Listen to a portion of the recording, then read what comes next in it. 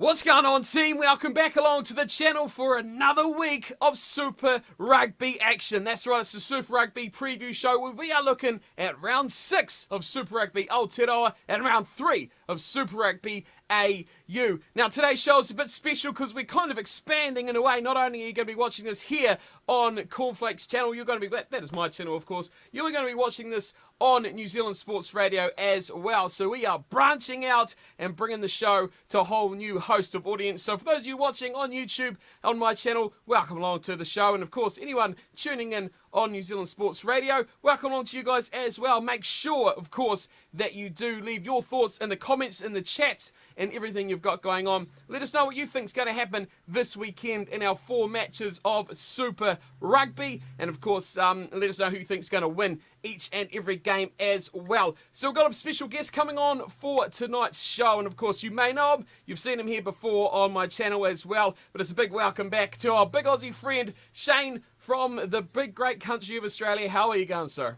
A big g'day to you, Steve, and all the people out there. I'm going really well. We've got a big 4 games to look at this week, Shane. But I mean, before we do, we have to take a look and give a little bit of credit for those of you that are tuning in on my channel. As always, we're going to have a look at Super Rugby like we always do, because this is a rare season for me, Shane. Now, this is a really rare season for me because I'm top of the table, top echelon, number 1. This is rare, and I mean, I've even won this glorious thing once this season. The yellow cap has been on my head in 2020, which means groundbreaking new set of results. But this week, it was a great performance from Betting Stig, who's made a very eager and quick reminder on Twitter that he actually picked that up on Sunday evening this week as well. So he's very chuffed to get that. So well done, Betting Stig. You've done very well, up 7 spots into second. But I'm afraid to say you're still not number 1. That is still mine, and it's a big congrats as well to Toothpick, who picked up a good round to sit in 3rd position. So there we go. You guys have still got work to do to catch up with my mighty picks on the Super Brew. So you can all get involved in that as well. I've got one running myself, and of course, New Zealand Sports Radio will have their own beer pools running as well. So you can go check them out on Super Brew. Feel free to join in the fun as well. Now, Shane, Super Rugby's been going a while here in New Zealand with Super Rugby Aotearoa, of course. AU has not long started up, just our 3rd round. Your picks, predictions leading into the season or during the season, how have you gone so far? Have you been nailing them this season, or have you been a bit off the money? Well, I got one right last week, and obviously we had the draw in at Brookvale Oval with the Reds and the Rebels. So you could say that I got 1.5 right. Oh, that was unprecedented, wasn't it? That draw, of all things. So they bring in these new rules for Super Time, all these new changes, and we still get a draw. No matter what happens, a draw seems to still always be a draw, even in 2020. So this weekend, we have 4 big matches, of course, 2 from each league. It kicks off on Friday night when the Reds host the Western Force. Then it's back here in New Zealand on Saturday. The first match of Saturday evening is the Hurricanes versus the Blues. Bowden Barrett returns home. Oh, that's going to be juicy. Then back over to Australia. The Waratahs are hosting the Brumbies. And then back here Sunday afternoon. Nice afternoon rugby game up in Waikato, where the Chiefs will be hosting the Highlanders. Now, in Super Rugby Aotearoa, this is round 6 now, so we're starting to get that second round of teams meeting again. Of course, this was round 1 back at the start of the competition when these sides first met. So a chance for revenge and redemption for some of these 4 sides. But we will kick things off in Australia, Shane. Your Reds, they are in action.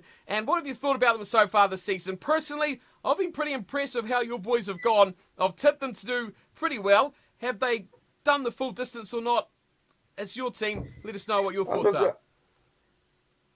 I've been impressed. I think the attitude has really been... It's always been there with Brad Thorne. It's just about getting the results. And while we didn't quite get the result at Brookvale last Friday night, you could see that they were desperate and they kept going for the 90 minutes. And they look a lot fitter than what they were a few years ago. So that's a positive. James O'Connor's really stepped up since he's come back to Australian rugby. A lot of these forwards, you know, we would have loved to have had Isaac Rodder with us, but Liam Wright, at 22 years of age, has really stepped up to the captaincy. So I've been really, really impressed. And I know I'm biased as a Reds supporter, but I just think that is really positive signs for Australian rugby. Young blokes getting out there and having a go.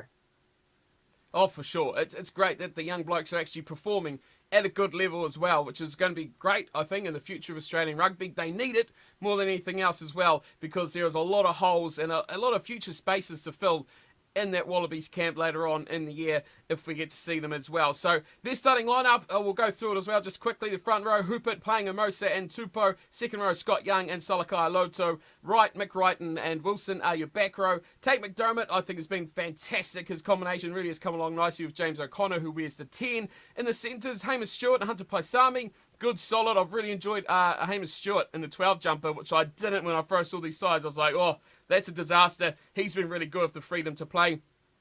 Felipe Delgunu on the left wing. Chris Fiawi-Sortier comes into the side on the right. And Jock Campbell moves from the wing to fullback for the Reds. Are you happy with that team? You think little changes to that side, but surely they're quite settled, aren't they? Delighted. I think that's their best 15. Honestly, I mean, again, I bring up the point with Isaac Rodder. If Isaac Rodder was there, he's probably our best lock, but he decided to move on, and I think that's our best 15. It's really solid. Hunter Paisami, I've been so impressed by him. He's just stepped up. Tate McDermott's gone to another level. It's just amazing just to see what we can do when people give in genuine opportunity like they are.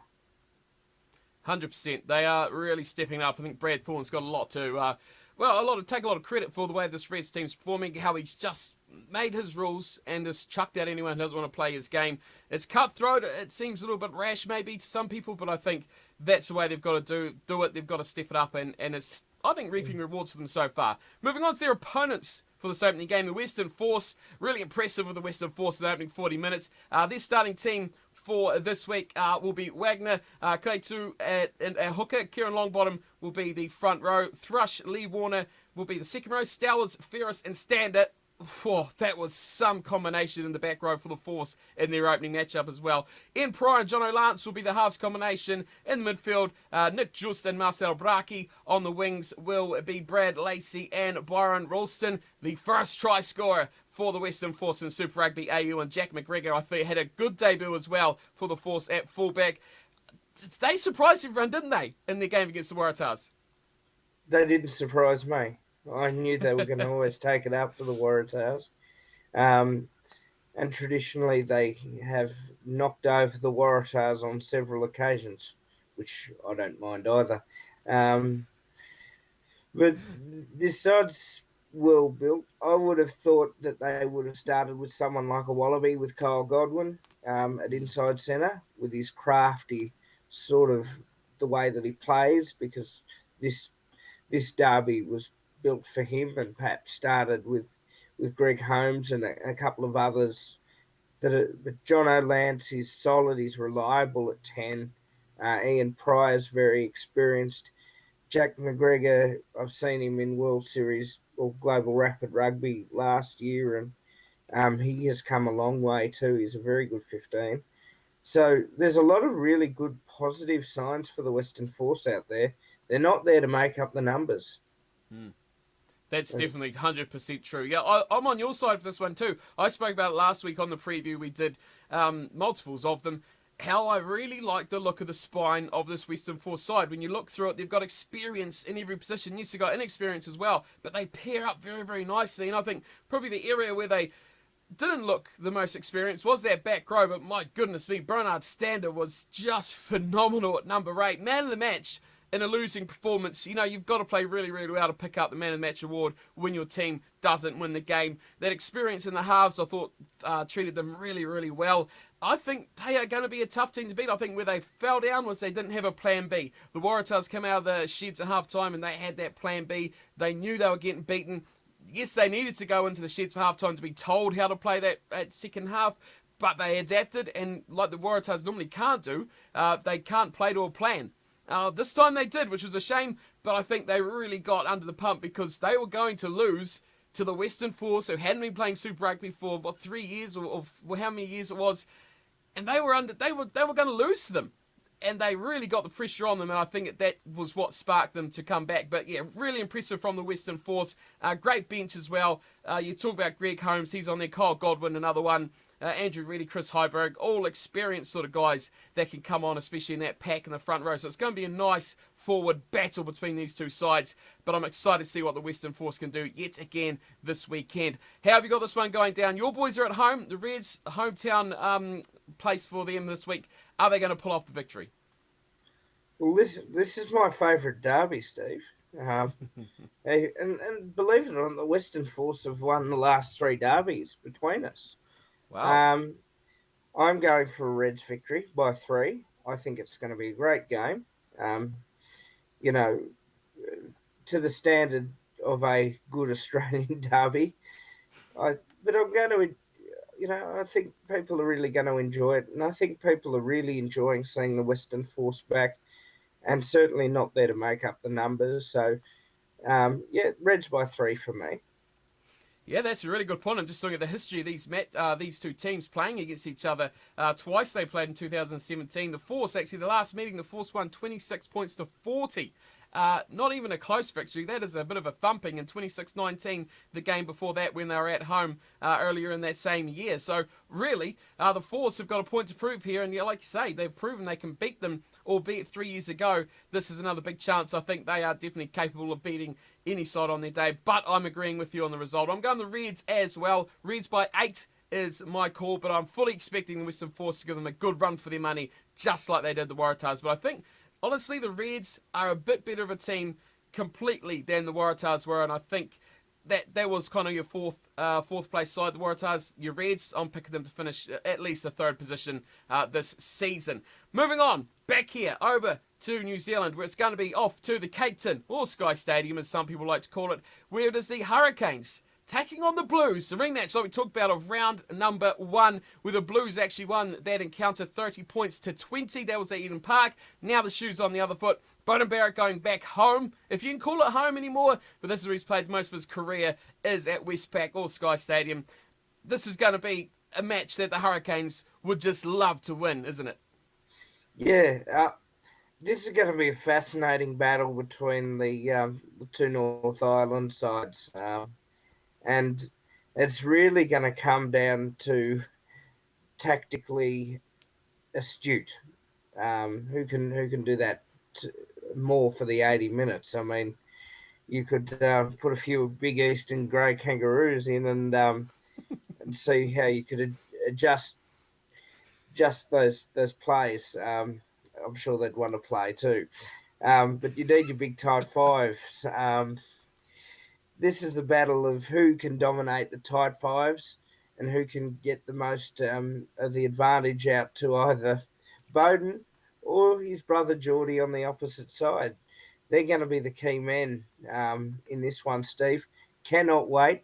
The Blues have won the last 2 encounters, and they've won it this year, so they will have the bragging rights in terms of games played this year and who's won more this year. But, this is going to be a good game, a really good game to start Saturday night. Yeah, what's I found really interesting about these teams that were named earlier this afternoon or on Thursday afternoon as we record this is that the teams have undergone quite a significant amount of changes as well. I'll run you through them just quickly. For the Hurricanes, Ben May, Dane Coles and Tyrell Lomax sees Dane Coles return after missing that light injury last weekend. Second row of James Blackwell and Scott Scrafton. Red Princep, Duplessis, Karifi and Artie Savia are the back row. Perenara and then Garden Bishop is back, so that sees Fletcher Smith back out again. So confused as to what's going on there with Garden Bishop playing well, getting dropped, and now he's back again. I don't know what's going on there, Hurricanes. The midfield, again, I'm kind of perplexed about this one too because Laumape stayed there, but they've gone and got rid of Vince Arceau again, not even on the bench, and they've put Peter Umanga Jensen back in there again, which I really thought this is a game, when we go through the Blues team, that specific midfield area is an area I think the Hurricanes could have really dominated with those 2 hard-running midfielders.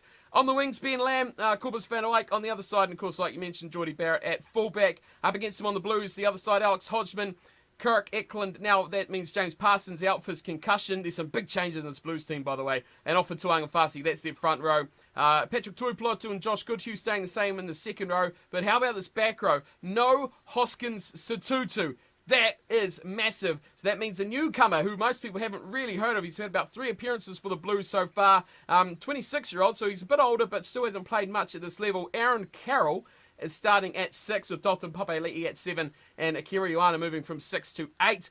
Finley Christie starts again. What's happened to Sam Nock in this Blues team? He is completely out of favour to the fact that Jonathan Ruru was on the bench as a scrum half replacement. Ortini Black stays at 10. Harry Plummer is still at 12.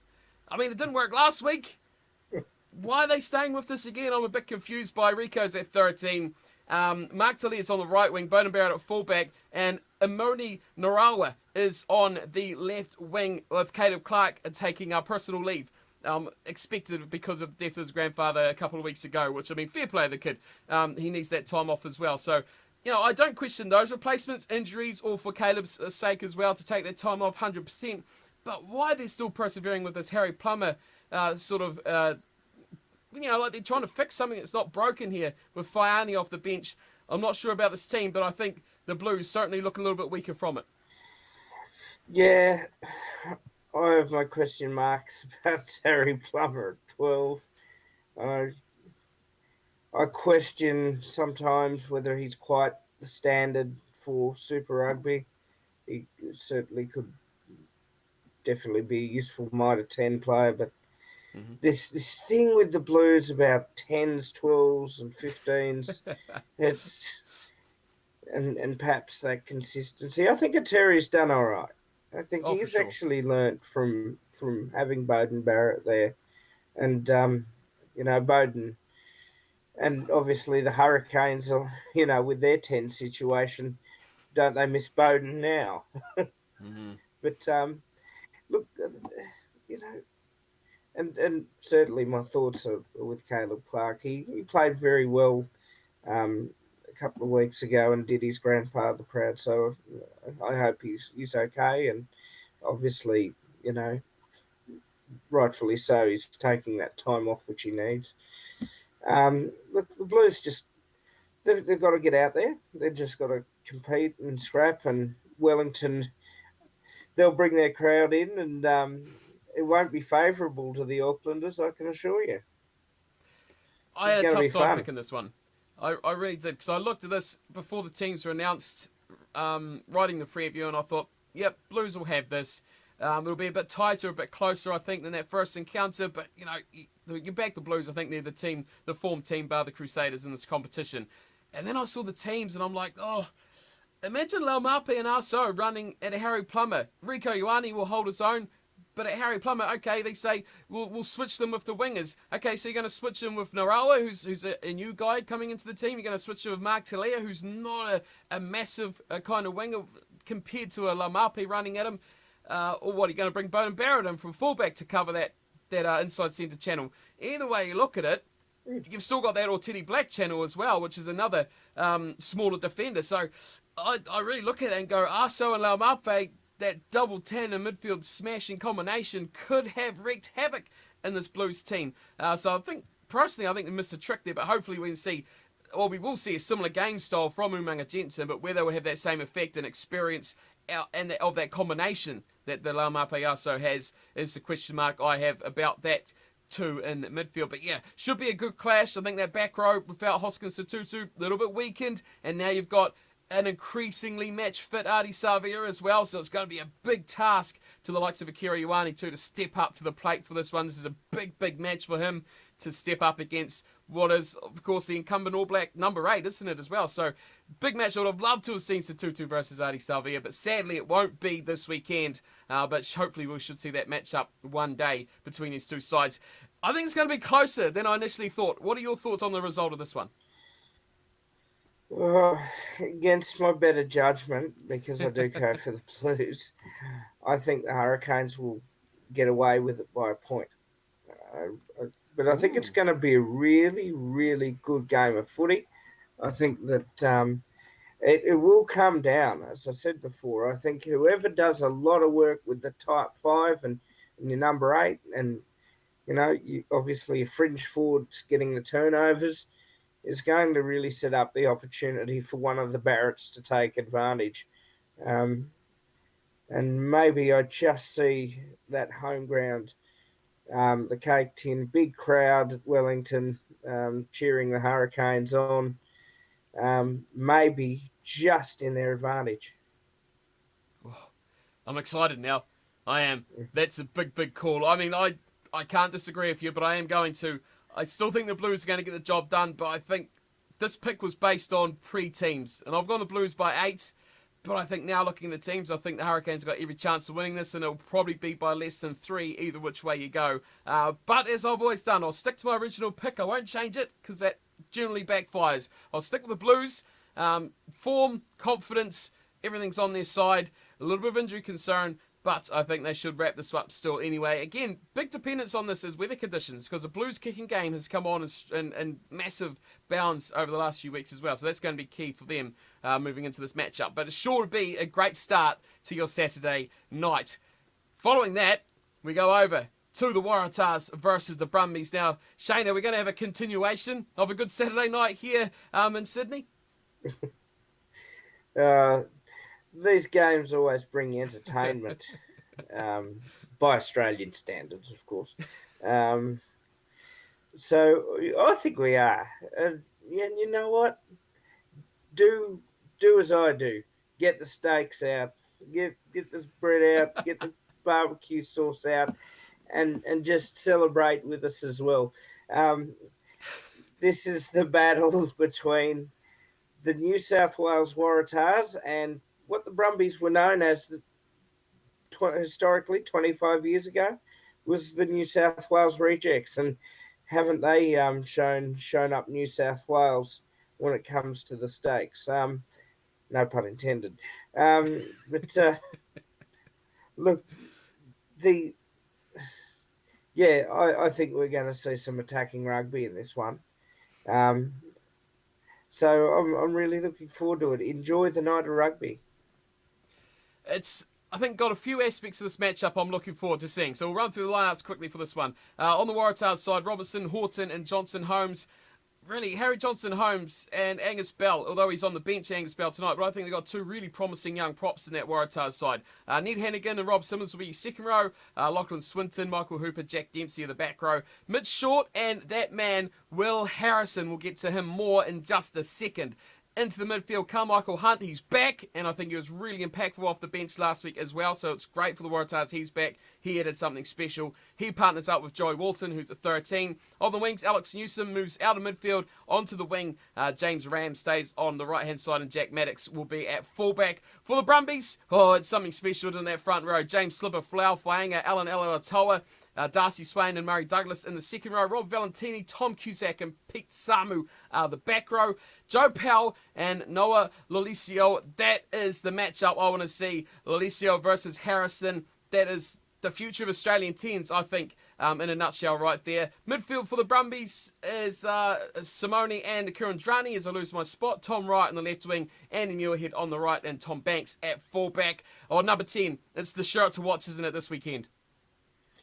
Well, I like Noah. I really do. I think I've been really impressed from when he made his debut to what he's been doing lately. I think he's really stepped up into that role, taken over from Christian Lealiafano, who was considered the Brumbies' spiritual leader, and rightfully so. This bloke will be in the future. And I think he has a very strong future in that 10 jumper. And I won't mind admitting, I'd love to see him a Wallaby one day wearing that 10, carving up for the Wallabies, is against young Will Harrison, who was okay last week. I still have question marks whether he's up to Super Rugby standards, but he can only improve from there, and he's getting as well. So you're right, Stephen. There's just the aspect between these two tens is quite exciting to see. Yep, I agree with you there. I've been nothing short of impressed by Will Harrison. I think he's been a bit of a slow starter in his career. I think Lucio has been probably a bit more prominent straight away. But yeah, Will Harrison definitely is a guy I enjoy watching. His running game is quite good, and I think it's especially important as well for Australian rugby because you look at the other teams that have got James O'Connor, not really a 10, Matt Tamua, not really a 10, and I mean the future of John O'Lance. I mean, if you're looking at international duties, is he going to be around? Is he going to be moving on? So, where's he going to be is the question. But these two guys, Lolosio and Harrison, I think are the future of the Wallaby number 10 jumper if they get, well, they are. They're going to get all this game time and they're only going to improve as time goes on. Big game, not only for these two teams this weekend, but for the competition as well, because the Brumbies, obviously, early front runners, had the bye last week. But if this could be an upset for the Waratahs, really put this table upside down. But the Brumbies, surely, even on the road, go into this one as the favourites. And for me, I'm going to have them picking up the victory. Are you going for an away win on this one as well? Yeah, I'm going for the Brumbies by 7. I think there'll be a lot of entertainment. I think there'll be a lot more running rugby, um, particularly when broken play comes into effect in the second half. Look at what Joe Powell has been doing in that 9 position. Um, a few years ago, he was a young bloke learning the trade, became a Wallaby pretty early in 2017. Then he started to run the ball more. He started to become really dynamic in that role. Um, look at the way Tom Banks has come up as a fullback. Um, we're seeing a lot of you know players starting to really develop and become more comfortable, and it's a good thing that this derby is a very traditional Australian derby by our standards. So it's one to really look forward to. And as I said, keep your barbecue and your grills warm, and make sure you ring the pizza shop, whatever you got to do. Just sit back, relax, and enjoy this one. Very much so. It should be a good one. I'm agreeing with you. I'm going the Brumbies by 11 points to pick up this victory. I'm hoping it's going to be a good night. It's going to be a good game for running rugby as well, because I'd like to see what these guys can do. I've been impressed by Jack Maddox at fullback. I thought he's been a standout for the Waratahs as well. But there's a lot of improvement can go around the rest of them as well, especially those young guys as well. So against a team that likes to play in the forwards like the Brumbies are, and they've expanded now to being a bit more backline friendly, I want to see more of that, and I want to see the Waratahs see if they can back up that second half where they actually knuckled down and played some good rugby for once. Can they do that for another 80 minutes and really take their game up to a top standard? That's going to be the question for me. Can't see it happening. The Brumbies will get the job done for my pick. All right, last game of the weekend where the boys are in action. The mighty Highlanders, they're on the road and they're up against the winless Chiefs. Oh, I think there's been a lot of media build up in this one for the Highlanders. A lot of changes, a lot of injuries, a lot of comeback from injuries as well. But we'll get to them in just a second because we don't actually have the lineups for this game. So there's a lot going on. But the Chiefs, can they pick up win number 1 against the team that they almost got it in round 1 against? Something's about the Chiefs, Steve. I mean, they're not as nimble as my cat. Um, and she certainly is very nimble. When they want something and desire something, they usually get it. Um, the Chiefs haven't got that yet. It's not to say that they haven't played some okay rugby. It's just that they are frustrating their supporters, and from all the tweets I read on the weekend, they are frustrating their supporters.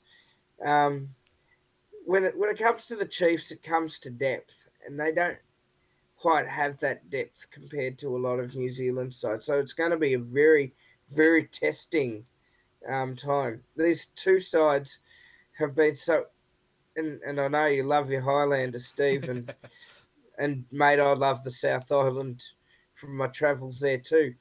Um, they play this scrappy sort of rugby lately, the Highlanders, that's really, you know, you almost think you're watching the Wallabies in some regards. But but they have so much potential there too. So this is going to be very interesting. Um, this is really going to be very interesting to see.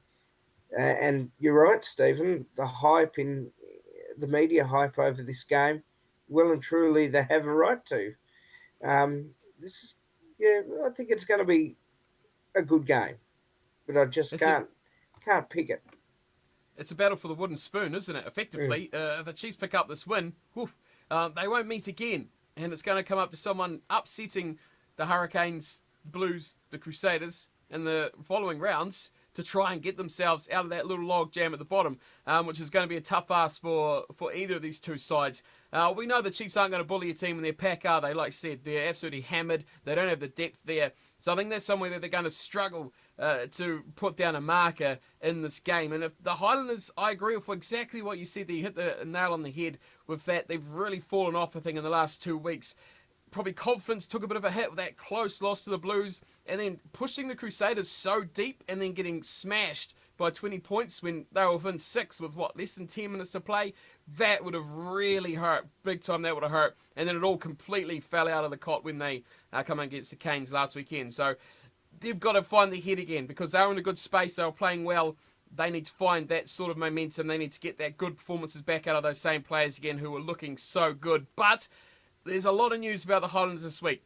Of course, Dylan Hunt took that eye injury in the game last weekend. He's been cleared okay to play, which is huge because Mr. Defence, that's what he's all about. And it falls apart without him there at number 7. So he is a vital, vital part of that pack. Also, Josh Ioane is said to be fit and ready to return, which is probably the best headache that Aaron Major and his cohorts could probably think of having. Because now they've got an informed Mitch Hunt.